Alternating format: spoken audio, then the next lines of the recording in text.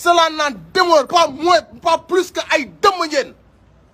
Vous êtes tous des voleurs. Ok tëj leen ñu ndey ci kaso yi ba mu fees dell. fii Sénégal ragal amu fi doomu dëmm yi ñu ngi dem ndey si télé bi di wax troisième mandat du ndey am ci réew mi. képp ku taxaw ci télé bi di défendre troisième mandat dañoo war a doxaan ndeyam parce que kooku respecté wul suñu réew respecté wul ndey drapeau bi ok troisième mandat dañuy tere ndeyam si réew mi day faat ay bakkan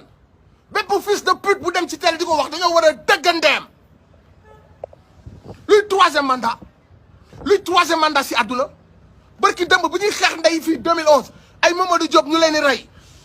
ah dëkk bi yëpp kaawoo ñu foog ni tout bi nañ passe bu bees tey ce sont ces mêmes motherfuckers ñooy dem toog ci télé bi di défendre un troisième mandat ñun ñu war ko dékku quoi on souffre en silence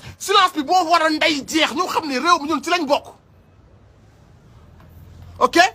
ce n'est pas parce que dañ laa fal di la fay que yaa moom réew mi moom réew mi dañ ko bokk ak ay Sénégalais nga ko bokkal est-ce que yaa ngi fi moomoo ndey réew mi doomu dëggandeem kañ nga moom Sénégal dem ci plateau yi toog di duul kañ nga moom Sénégal yow dem ci plateau yi toog naan oui bàyyi leen Sénégalais ñu décider ku mën sa morom daan wóolu ngeen seen mbër loolu mooy lan ngeen di duul naan da ngeen di jaay ay carte pour bu ëllëgee bu ngeen di sàcc ngeen mën a légitimer seen sàcc